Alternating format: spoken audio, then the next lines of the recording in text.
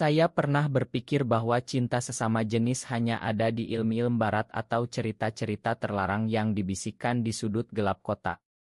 Saya yakin hidup saya akan berjalan lurus seperti jalan tol Jakarta-Bandung, kuliah, kerja, nikah dengan perempuan cantik, punya anak, dan mati sebagai lelaki normal di mata masyarakat Indonesia.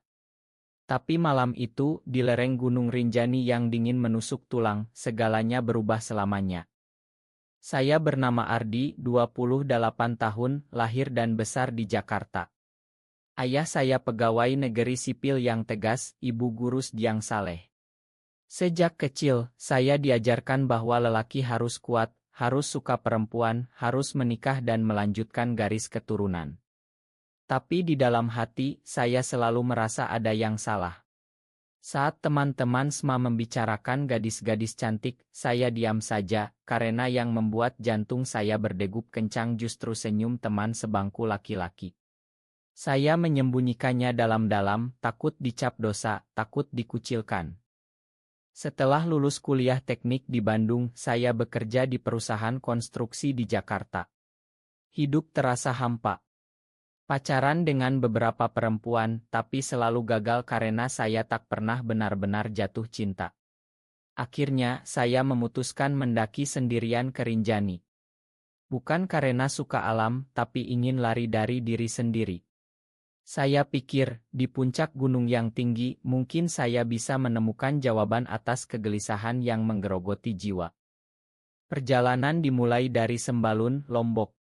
Saya naik sendirian tanpa porter, hanya ransel besar dan tenda kecil. Hari pertama terasa berat, tapi saya nikmati. Udara segar, hamparan sana hijau, dan angin yang membisikkan rahasia alam. Malam pertama saya kemah di pos 2, sendirian di tengah kegelapan.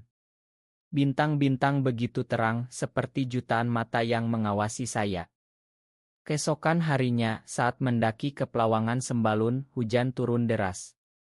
Jalur licin, kabut tebal. Saya tergelincir beberapa kali, lutut berdarah. Di tengah kelelahan, saya bertemu dia. Namanya Rea, 30 tahun, asli Lombok, tapi kerja di Bali sebagai guide wisata. Dia mendaki bersama kelompok kecil, tapi tertinggal karena membantu peserta lain. Kami bertemu di jalur yang sempit saat saya hampir jatuh ke jurang kecil. "Hati-hati, Mas," serunya sambil memegang tangan saya kuat-kuat. Sentuhan itu seperti aliran listrik. Tangan kasar tapi hangat, mata hitamnya penuh perhatian. Wajahnya khas sasak, kulit sawo matang, senyum yang membuat dunia terasa lebih cerah. Kami melanjutkan bersama. Rea bercerita banyak tentang Rinjani, tentang legenda segara anak, tentang roh-roh penjaga gunung. Suaranya dalam, tenang, membuat saya merasa aman di tengah badai. Malam itu, kami kemah di Pelawangan. Kelompoknya di tenda lain, tapi karena hujan deras, Rea ikut berteduh di tenda saya yang lebih besar. Kami duduk berhadapan, makan mie instan panas, minum kopi hitam. Cahaya headlamp menerangi wajahnya. Dia bercerita tentang hidupnya, pernah menikah dulu, tapi bercerai karena tak cocok. Saya diam saja, tapi hati berdegup kencang. Malam semakin dingin, kami saling mendekat untuk menghangatkan tubuh. Bahu kami bersentuhan, napas terasa berat. "Ardi, kamu kenapa mendaki sendirian? Kelihatan sedih banget," tanyanya pelan. Saya menatap api kecil dari kompor portable. Air mata hampir jatuh. Saya lagi cari jawaban, jawaban atas hidup yang terasa salah terus. Dia diam lama, lalu memegang tangan saya. Kadang jawaban itu datang dari orang yang tak terduga. Malam itu, di ketinggian 2,00 meter, kami berpelukan untuk menghangatkan diri. Bukan karena nafsu, tapi karena rasa yang tak bisa dibendung lagi. Saya menangis di dadanya, dia membelai rambut saya pelan. Untuk pertama kalinya, saya merasa diterima apa adanya. Pagi berikutnya, matahari terbit megah di atas Pelawangan Sembalun. Awan putih bergulung di bawah kami, seperti lautan kapas. Rea tersenyum lebar saat melihat wajah saya yang masih merah karena malu malam tadi. Pagi Ardi. Sunrise Rinjani paling indah kalau dibagi berdua. Kami sarapan bersama, roti dan telur rebus. Kelompok Rea sudah turun lebih dulu, tapi dia memilih ikut saya ke puncak. Biar kamu nggak sendirian lagi, katanya sambil mengedip. Pendakian ke puncak Rinjani terasa lebih ringan. Kami bercerita banyak. Rea bilang dia juga pernah merasa berbeda sejak kecil. Di Lombok yang religius, dia menyembunyikan perasaannya, menikah karena tekanan keluarga, tapi akhirnya bercerai karena tak bahagia. Saya pikir saya sendirian di dunia ini, Ardi. Sampai ketemu kamu. Di puncak, angin kencang menerpa. Kami berdiri berdampingan, memandang kawah segara anak yang biru tosa. Rea memeluk pinggang saya dari belakang. Ini mimpi atau nyata, bisiknya. Saya balik badan, menatap matanya. Nyata, A. Dan saya nggak mau bangun dari mimpi ini. Kami berciuman pertama kali di sana, di puncak Gunung Suci. Lembut, penuh rasa takut tapi juga bahagia. Tak ada yang melihat, hanya angin dan langit yang menjadi saksi. Turun ke segara anak, kami kemah di tepi danau. Air panas alami menjadi tempat kami berendam bersama. Kulit kami menyentuh, cerita semakin dalam. Rea bercerita tentang masa kecilnya di desa Sasak, tentang tradisi yang ketat, tentang bagaimana dia belajar menerima diri sendiri setelah bertemu komunitas di Bali. Saya cerita tentang Jakarta, tentang tekanan keluarga, tentang rasa bersalah setiap salat karena merasa dosa. Di masjid, saya selalu berdoa minta disembuhkan. Tapi sekarang, saya sadar ini bukan penyakit. Ini saya yang sejati. Malam di segara anak begitu romantis. Bintang-bintang jatuh, kami berbaring di atas matras, saling gandeng tangan. Rea menyanyi lagu Sasak pelan, suaranya merdu. Saya merasa damai untuk pertama kali dalam hidup. Tapi kebahagiaan itu tak bertahan lama. Saat kami hendak turun ke Senaru, Rea mendapat telepon dari adiknya. Ayahnya sakit keras di rumah sakit Mataram. Saya harus pulang sekarang, Ardi. Hati saya ciut. Kita ketemu lagi kapan? Dia tersenyum sedih. Insya Allah. Kasih nomor kamu. Kami berpisah di pos akhir. Pelukan terakhir terasa berat. Saya naik bus sendirian ke Jakarta, hati penuh Rea. Kembali ke rutinitas, saya tak sama lagi. Senyum lebih sering, kerja lebih semangat. Kami chat setiap hari, telepon malam-malam. Rea bilang dia rindu, ingin ketemu lagi. 2 bulan kemudian dia datang ke Jakarta. Kami ketemu diam-diam di kosan saya di Tebet. Malam itu penuh tawa, cerita, dan pelukan. Kami merencanakan masa depan, mungkin pindah ke Bali bersama, buka usaha kecil, hidup tenang. Tapi masyarakat Indonesia tak selalu ramah. Saat kami jalan di Ancol, ada sekelompok pemuda yang mencibir. Banci, teriak salah satu. Rea memegang tangan saya erat. Abaikan saja, Ardi. Kita punya satu sama lain. Hubungan kami semakin dalam. Rea sering bolak-balik Bali Jakarta. Kami mendaki gunung-gunung kecil bersama, Papandayan, Gede, Prau. Setiap pendakian seperti pengulangan kisah pertama kami, alam menjadi saksi cinta terlarang kami. Tapi konflik mulai muncul. Keluarga Rea mendesak dia menikah lagi. Kamu sudah 30, A. Cari istri yang baik, punya anak, kata ibunya di telepon. Rea stres berat. Malam-malam dia nangis di pelukan saya. Saya takut kehilangan keluarga, Ardi. Tapi saya lebih takut kehilangan kamu. Saya juga sama. Ayah saya mulai curiga karena saya tak kunjung punya pacar perempuan. Kamu gaya. Jangan bikin malu keluarga, ancamnya saat saya pulang ke rumah. Saya diam saja, tapi hati hancur. Puncak konflik datang saat Rea mengajak saya ke Lombok bertemu keluarganya. Saya bilang kamu teman mendaki saja, katanya. Di desa Sasak, saya disambut hangat. Rumah adat, makanan enak, tapi saya merasa seperti penipu. Saat malam, adik Rea, Rina, bertanya, Kak Rea kok nggak punya pacar cewek? Mas Ardi tahu nggak? Rea gelagapan. Malam itu kami bertengkar kecil. Kenapa kita harus sembunyi terus, A? Dia menangis.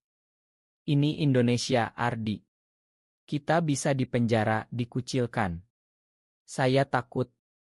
Beberapa minggu kemudian pengkhianatan terjadi. Rea tiba-tiba jarang balas chat. Saat telepon suaranya dingin. Akhirnya dia bilang, ayah saya semakin sakit.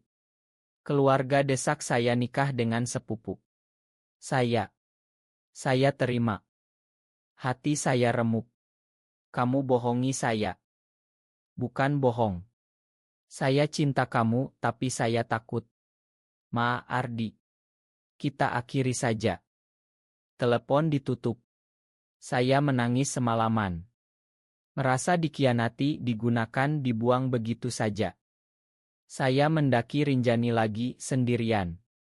Di Pelawangan, tempat kami pertama berpelukan, saya duduk menangis. Angin dingin seperti menampar wajah. Tapi di sana, saya sadar, pengkhianatan Rea bukan karena tak cinta, tapi karena takut pada masyarakat yang kejam. Dia memilih aman daripada bahagia. Saya pulang ke Jakarta hancur. Tapi perlahan saya bangkit. Bergabung dengan komunitas underground di Jakarta. Bertemu orang-orang seperti saya yang berjuang setiap hari. Setahun berlalu. Saya sudah promosi di kantor, tapi hati masih kosong. Tiba-tiba Rea lagi, Ardi, ayah saya meninggal. Pernikahan dibatalkan. Saya menyesal. Saya marah, tapi rindu lebih besar. Kami ketemu di Bali. Rea kurus, matanya merah. Saya salah besar.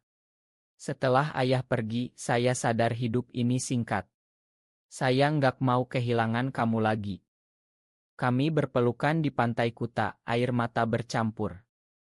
Tapi konflik belum selesai. Rea dipecat dari kerja karena rumor aneh. Keluarga mengucilkan. Dia pindah ke Jakarta, tinggal di kosan saya. Kami hidup bersama diam-diam, bahagia, tapi selalu waspada. Saat Ramadan, kami salat berjamaah, berdoa minta kekuatan. Suatu hari, teman kantor saya melihat kami bergandengan di mal. Besoknya, rumor menyebar. Ayah saya marah besar, tak mau bicara lagi. Rea depresi. Mungkin kita memang salah, Ardi. Saya pegang tangannya erat. Tidak. Cinta kita nggak salah. Yang salah adalah dunia yang tak mengerti. Kami memutuskan pindah ke Yogyakarta, kota yang lebih toleran. Di sana, kami buka warung kopi kecil. Hidup sederhana, tapi penuh cinta. Tapi badai datang lagi. Saat kami ikut demo kecil untuk hak LGBT, ada kelompok intoleran yang menyerang. Rea terluka, kepala berdarah. Di rumah sakit, saya menangis di sampingnya. Kenapa kita harus menderita begini hanya karena cinta? Rea tersenyum lemah. Karena cinta kita benar, Ardi. Suatu hari Indonesia akan paham. Rea sembuh, tapi kami semakin hati-hati. Kami tetap bersama, mendaki gunung-gunung kecil di Jawa. Di Merbabu kami kemah lagi, seperti dulu. Kami bercerita tentang mimpi, adopsi anak mungkin, atau pindah ke luar negeri. Tapi kami sadar, Indonesia adalah rumah kami. Suatu malam, di tenda, Rea melamar. Ardi, maukah kamu jadi pasanganku selamanya? Walau tanpa akad resmi, tapi di hati dan di hadapan Tuhan. Saya menangis bahagia. Mau. Kami hidup bahagia dalam diam membantu komunitas muda yang kebingungan. Memberi dukungan, cerita bahwa mereka tak sendirian. Tapi masyarakat masih keras. Berita tentang raya, diskriminasi, membuat kami takut. Rea pernah bilang kalau suatu hari kita dipisahkan, ingat malam di Rinjani itu. Saya jawab, kita nggak akan pernah pisah. 5 tahun kemudian kami masih bersama di Jogja. Warung kopi kami ramai, banyak teman dari komunitas yang datang. Indonesia perlahan berubah, lebih banyak suara toleransi, meski masih jauh dari sempurna. Rea dan saya mendaki Rinjani lagi berdua. Di puncak, kami duduk memandang segara anak. Ingat malam pertama kita, tanya Rea. Saya ingat setiap detiknya, jawab saya. Kami berpelukan. Tak ada lagi rasa takut yang dulu. Kami menerima diri, menerima cinta kami. Cinta kami bukan dosa.